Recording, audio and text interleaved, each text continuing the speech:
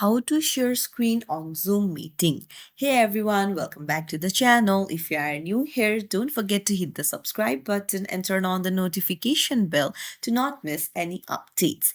So let's dive right in.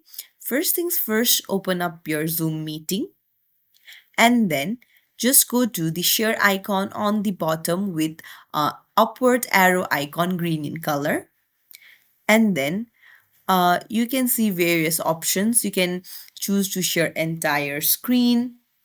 You can share application window of your choice, and then you can see the presenter layout option. So you can share content only, or you can share content as a background, or over the shoulder, or side by side. You can even see how it looks like in the preview, and you can even change the share options according to your choice.